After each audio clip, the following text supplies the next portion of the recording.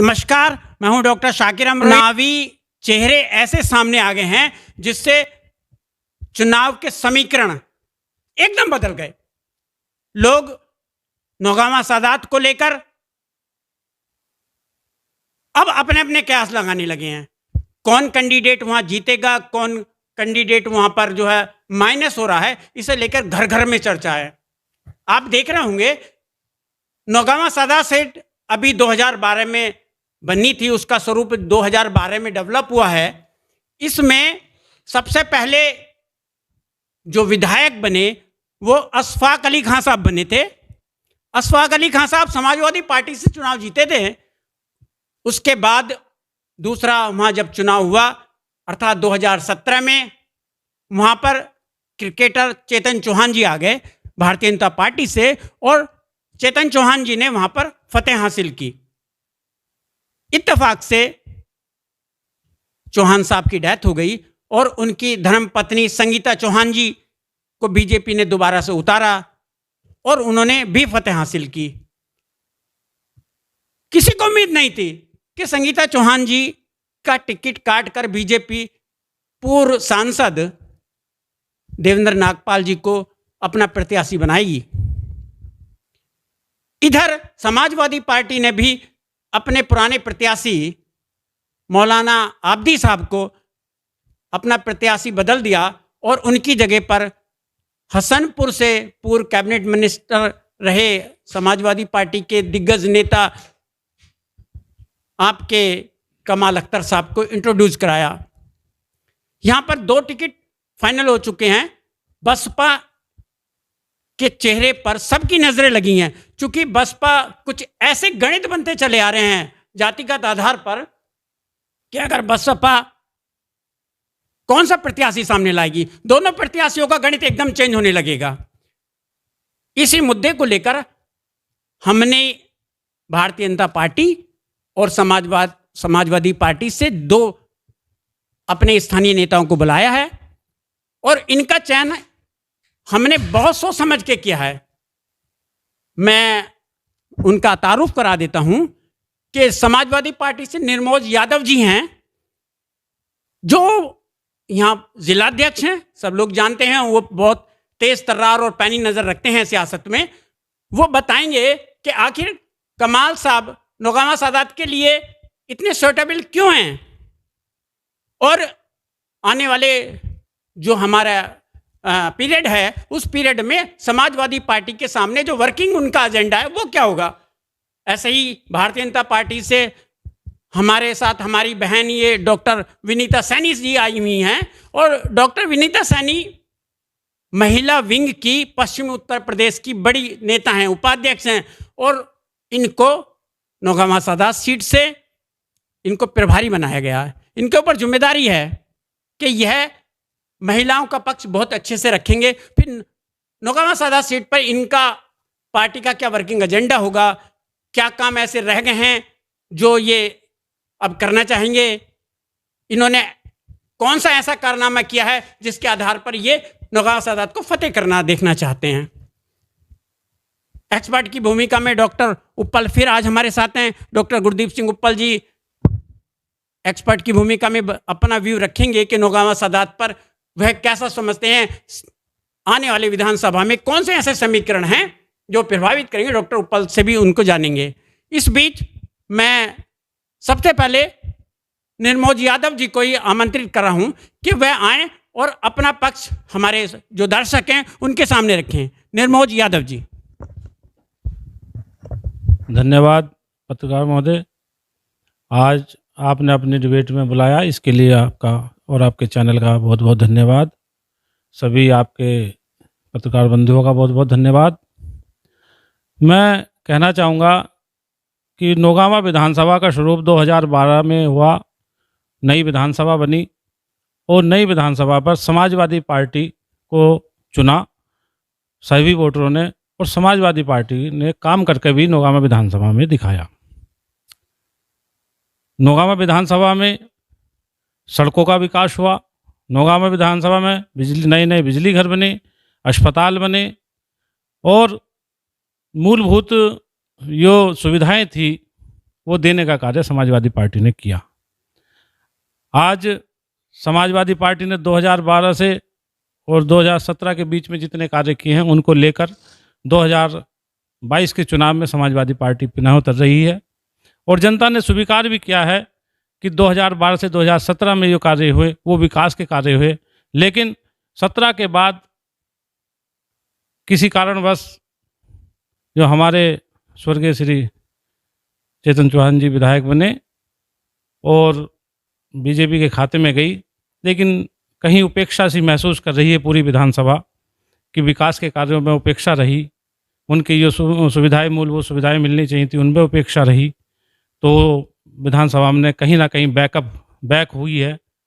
तो उसको फिर आगे ले जाने का कार्य समाजवादी पार्टी इसे पुनः जीतकर जनता का आगे बढ़ाने का कार्य करेगी। हम 2022 में नए मुद्दों के साथ उतर रहे हैं विधानसभा में, जिसमें जो 2022 में मुख्य मुद्दा है रोजगार का। वो रोजगार में युवा बहुत पिछड़ा है, उस मुद्दे को हम लेकर जनता के बीच में जा रहे हैं। और उन्होंने स्वीकार किया है युवाओं ने कि इस समय पे उनको नौकरी कहीं नहीं मिल रही है और ना ही उम्मीद है। हमने पूछा कि आपको उम्मीद किससे है, तो उन्होंने कहा कि हम माननीय अखिलेश यादव जी से उम्मीद रखते हैं, जो अपनी कलम से 2.25 लाख शिक्षा मित्रों को एक कलम से अपनी नौकरी दे सकते हैं। और ना जाने इतने कितने विभागों में, पुलिस विभाग में उन्होंने पारदर्शिता के साथ बस दौड़ लगा दो और उसके बाद भर्ती हो जाओ, वो नौकरियां देने का कार्य किया। शिक्षकों को नौकरियां देने का कार्य किया। और विकास कार्य का अगर नौगामा विधानसभा पे देखा जाए तो उन्होंने सड़कों का जाल बिछाकर नौगामा विधानसभा को विकास करने का कार्य भी किया, लेकिन अब नहीं हो पाया। बात की जाए आपकी स्वास्थ्य पर, आज हमारे प्रदेश का स्वास्थ्य विभाग मान लीजिए या स्वास्थ्य मान लीजिए प्रत्येक व्यक्ति का, वो कहीं अच्छा उस पर नहीं है। स्वास्थ्य विभाग बहुत लापरवाही के साथ कार्य कर रहा है, चाहे कोरोना काल का समय रहा हो और चाहे आपके मूल सुविधाएं जो देनी चाहिए स्वास्थ्य को विभाग को, वो नहीं दे पा रहा है। जबकि माननीय अखिलेश यादव जी ने 108 और 102 एम्बुलेंस जनता की सेवा के लिए फ्री चलाकर उन्होंने ना सुविधा देने का कार्य किया। धन्यवाद। धन्यवाद निर्मोद जी। भारतीय जनता पार्टी की जो प्रतिनिधि की हैसियत से हमारे बीच हैं डॉक्टर विनीता सैनी साहिबा, मैं उनसे भी चाहूँगा कि वह उनके वर्किंग एजेंडे में नौगामा सदत के लिए क्या है, चूँकि वह महिला हैं खुद भी विनीता जी, और महिला संगीता चौहान जी को हटा करके उनकी जगह पर पुरुष यानी देवेंद्र नागपाल जी को लाई हैं। तो कितना वह महिलाओं के उत्थान, क्षेत्र के विकास के किस एंगल से देखती हैं, उनका व्यू क्या है, जानते हैं डॉक्टर विनीता सैनी जी। बहुत बहुत धन्यवाद भाई साहब आपका। नौगावा सदात से हमारी भारतीय जनता पार्टी ने जो अपने कैंडिडेट घोषित किए हैं नागपाल जी, हमें पूरी उम्मीद है कि वो इस सीट को जीतेंगे।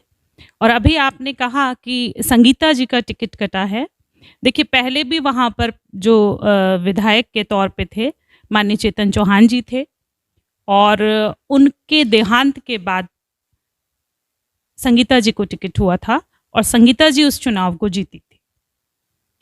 अब ये जो टिकट हुआ है नागपाल जी के लिए, ये हाईकमान का फैसला है और पार्टी का जो भी फैसला होता है वो हम सब के लिए मान्य होता है।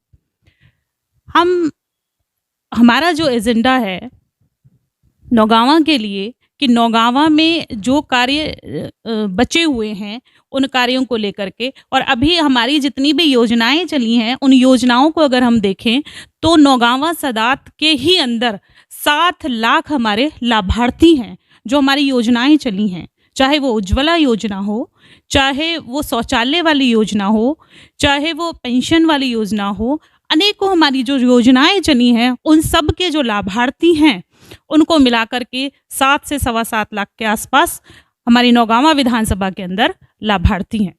और महिलाओं की आप बात कर रहे हैं, हमारी सरकार ने, हम जो देश की आधी आबादी है मैं समझती हूँ कि जब से भारतीय जनता पार्टी आई है तब से हमें ये एहसास हुआ है कि हम जो देश की आधी आबादी हैं उनका भी राजनीति में कोई हिस्सा है। हमें ये याद दिलाया गया है कि हमारे लिए भी कुछ होना चाहिए था, वरना इससे पहले हमें केवल वोट के लिए यूज़ किया जाता था। आज हमें पता चल रहा है कि हमारी सरकार के द्वारा हमारे विषय में सोचा जा रहा है। एक महिला जो शौच के जाने के लिए अंधेरे का इंतज़ार किया करती थी कि रात का अंधेरा हो या सुबह 3 या 4 बजे वो उठे और तब वो शौच के लिए जाए, तो हमारी सरकार द्वारा ये सोचा गया। आज से पहले किसी और सरकार ने महिलाओं के विषय में नहीं सोचा कि उन महिलाओं को किस दर्द से, किस संवेदना से निकलना पड़ता था। कभी किसी और सरकार ने ये नहीं सोचा कि जो महिला एक परिवार के लिए भोजन बनाती है, उस भोजन को बनाने के लिए जब वो चूल्हे पे खाना बनाती है, वो ईंधन गीला होता है, आँखों से आंसू निकलते हैं, कितने आंसू और कितना धुआं उसके लंग्स के अंदर जाता है, उसके बाद वो एक परिवार को भोजन देती है। कभी इस विषय में किसी और सरकारों ने नहीं सोचा। कभी किसी ने बेटी बचाओ बेटी पढ़ाओ की बात नहीं की। आपने ये देखा भी होगा कि हमारी सरकार के द्वारा बेटी बचाओ बेटी पढ़ाओ का जो चला, उसके कारण आज बच्चियों की जो दर है वो बढ़ी है पहले की अपेक्षा। पहले बच्चियों की दर कम थी, लेकिन वो दर बढ़ी है।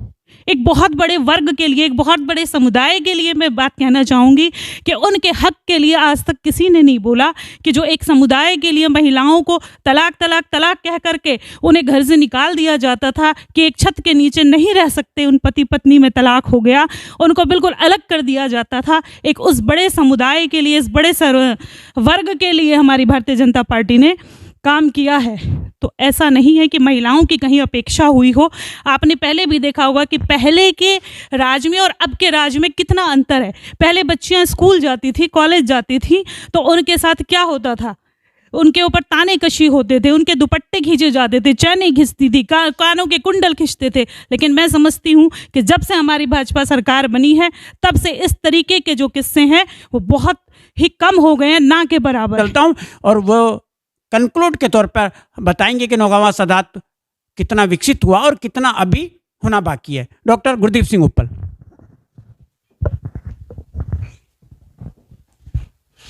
धन्यवाद डॉक्टर साकिर अमरोही जी।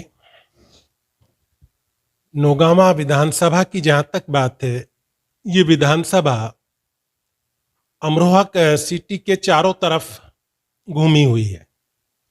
ये हमारे जिले की चारों विधानसभा में अकेली ऐसी विधानसभा है जो अमरोहा, हसनपुर और नौगावा खुद भी तहसील है, सब तहसीलों का हिस्सा इस विधानसभा में है।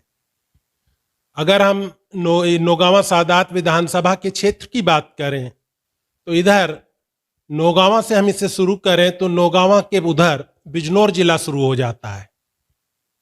इधर हम आए तो इधर संभल जिला शुरू हो जाता है। अगर हम दक्षिण की तरफ चलें तो उधर भी हसनपुर विधानसभा को ये छूती हुई उससे थोड़ा सा आगे गंगा का तट रह जाता है, सियाली तक ये फैली हुई। तो कुल मिला के इस विधानसभा का जो स्वरूप है वो थोड़ा सा विचित्र है। जहां तक समस्याओं की बात है, सबसे बड़ी समस्या बेरोजगारी है। बेरोजगारी को दूर तब तक नहीं किया जा सकता जब तक वहां पे कोई लघु उद्योग या बड़ी इंडस्ट्री स्थापित ना हो। और उस क्षेत्र की डिमांड है कि वहां पे बड़ी इंडस्ट्री भी लगे, साथ ही चूंकि ग्रामीण क्षेत्र ज्यादा है, जरूरत है कि लघु उद्योगों का वहां पे एक जाल बिछाया जाए ताकि पूरी विधानसभा में बेरोजगारी को हम दूर कर सकें।